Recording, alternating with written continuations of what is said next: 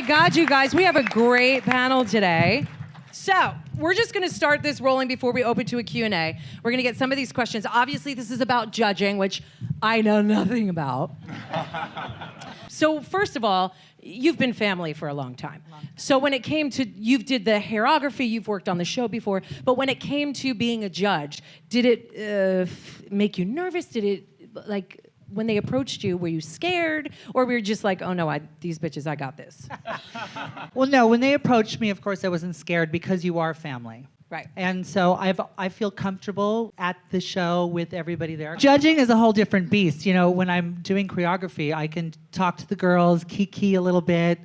But when you're judging, you have to take yourself out of their friends, your kiki sister, you know, because I come from this community, this world. And so, like with Peppermint, I know Peppermint, you know, and so it's hard to stay back and actually judge. But Heather, for you, when I first met you, I met you at a barbecue, you said, oh my God, I really want to be a judge on the show. So for you, I'm imagining it's a different experience than Candis here. What was it like when they called you and said, hey, do you want to be a judge on the show? I was so excited. Well, first they called me like a year before, and I got all wet and excited, and then it didn't work out. So then when it really happened, I was so excited because I got to do the Snatch Game. Uh-huh. And I do impressions, so I was just blown away by some of the contestants. And then some I was like, that there were a couple that weren't very good. And then I remember You're kidding.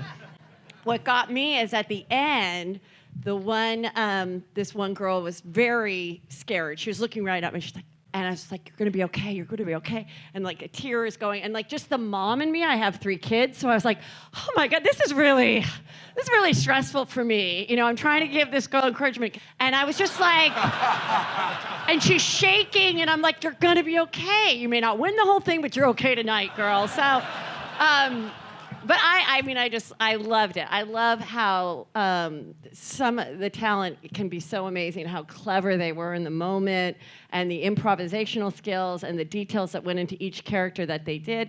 So I was just really happy that I got to do that particular episode. You say you do impersonations. If you were to do Snatch Game, who would you do? Oh, Drew Barrymore for sure. Really? Yeah.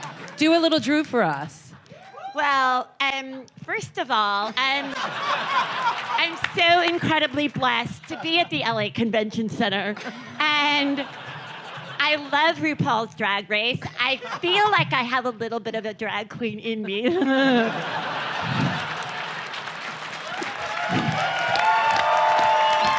Definitely. I think you'd go all the way with that, kiddo.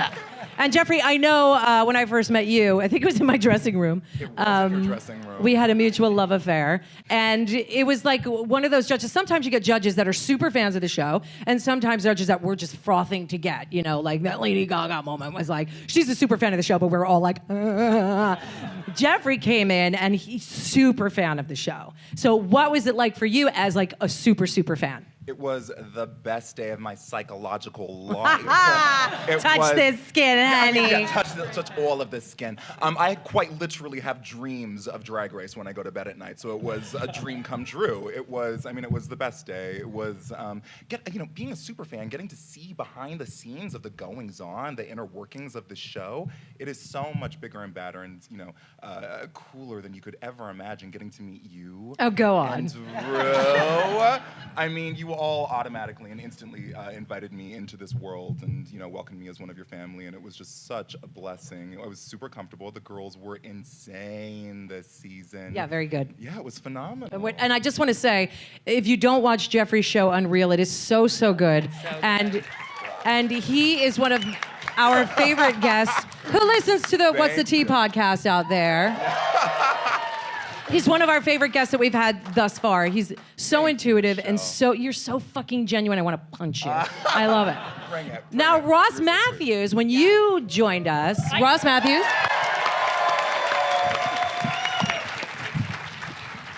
I knew Ross before Ross was a judge, and we've always had this kind of kinetic energy.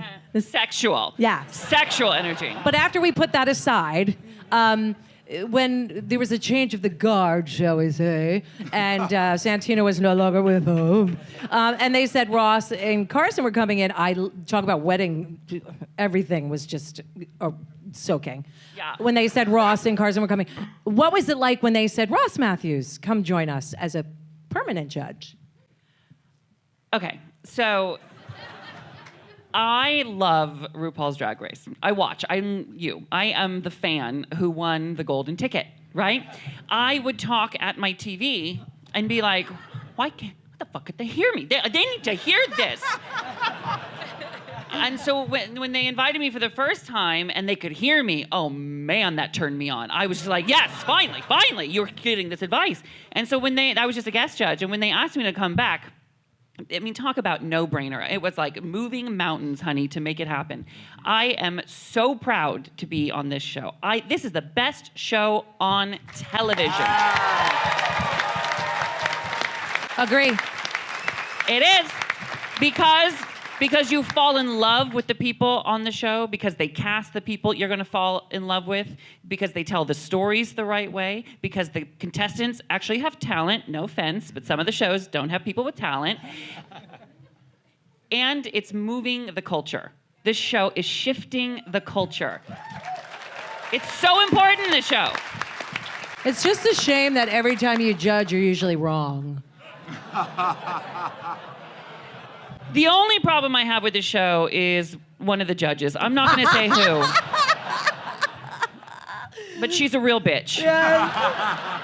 And everybody thinks that Michelle and I kind of despise each other because we disagree. Do they think that? Do you guys think that? No. People come up to me all the time. They go, I just can't. Do you and Michelle hate each other? Because we always disagree. And then there's this. You've seen this look. Ready? When Michelle's talking. Or this one when Ross is talking.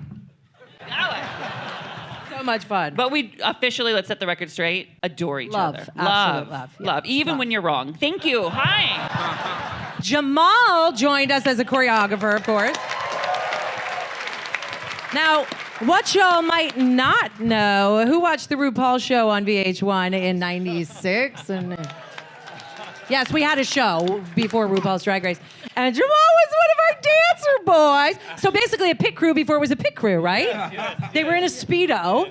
And you were, honey, I have proof. Oh my gosh. I have the visual proof. Horrible. And It's now, terrible. no, it's never horrible. And Yes. now he's just a superstar choreographer, choreographs for every celebrity on the planet. But of course, we're lucky enough to have him. And you now got to judge on the judging panel. Yeah. What was that like for you instead of being like, how Candis had been interactive? Yeah, it's crazy because like I'm a fan, just like Ross, and everybody was saying like me and my husband, we sit at the house and we watch, and I'm like, oh gosh, this could be. I just want to do one number. That's all I kept saying. So then when I got to do the first season, and now I'm coming back, and then said, you want to be a judge? And I'm like, cool.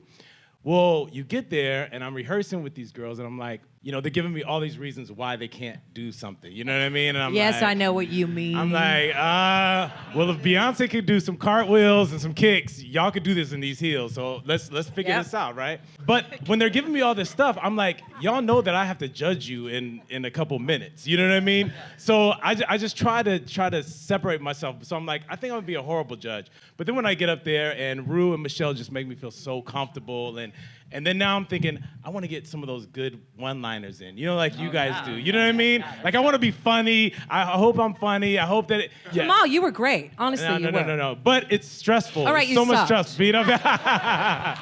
No, but I love it. I love every second of it. So we're going to continue with that. What was the hardest thing for you? Would you say the hardest thing is because Yes. their aches and pains? Absolutely. It's because I know the excuses that they've given me, and I'm like, y'all, there's no excuse for not knowing the words. Yes. Thank you. Oh, yes. And that bothers me, you know what I mean? I'm like, so that's one of the biggest, my biggest, disappointments. Like, come on, know the words at least. What's the hardest thing for you, Ross? Okay, ready?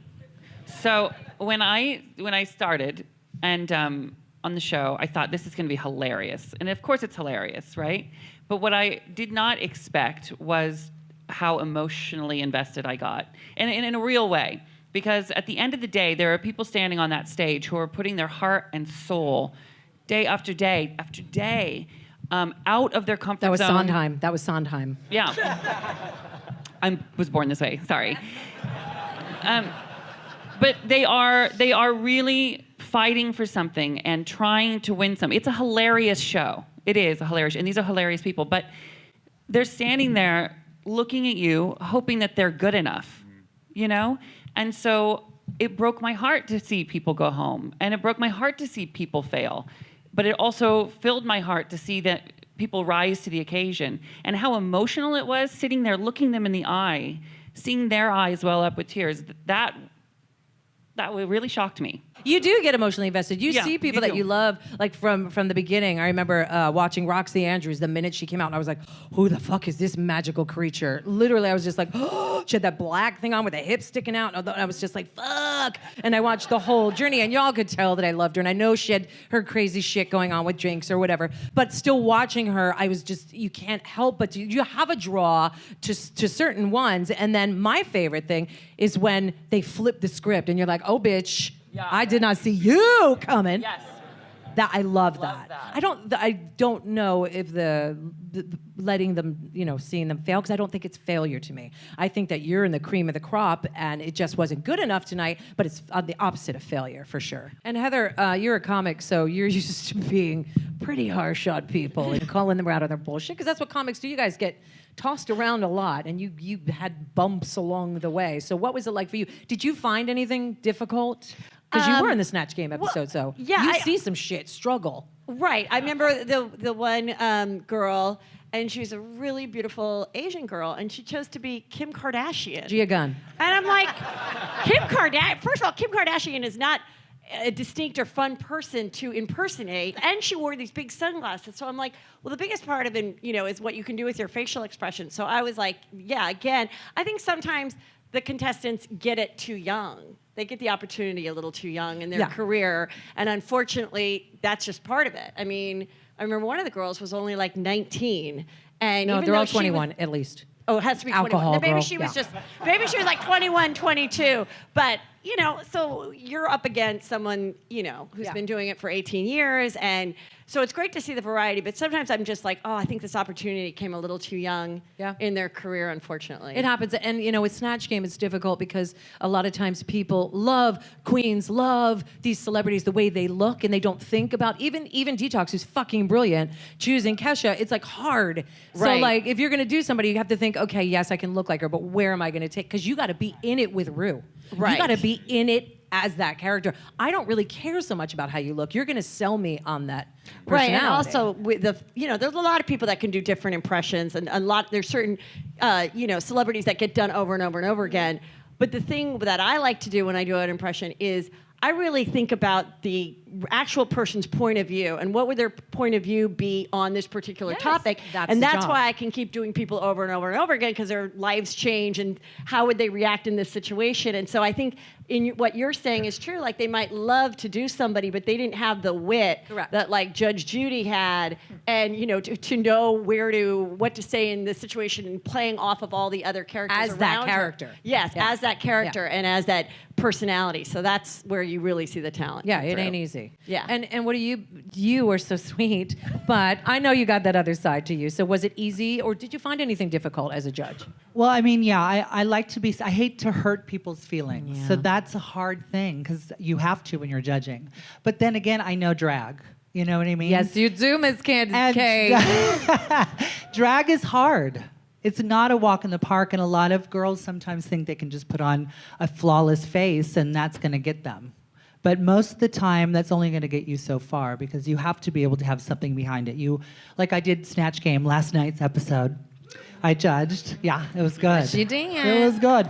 And I loved doing that because, I mean, you get the call like, you're going to be on Snatch Game. You're like, yes, Snatch Game! Yeah. Because I love it, and I love to see who comes out with impressions and what they're going to do. And, it's always like this when I'm watching it, because it's the first time I saw it live. Half the girls get it, and the other half, it's like...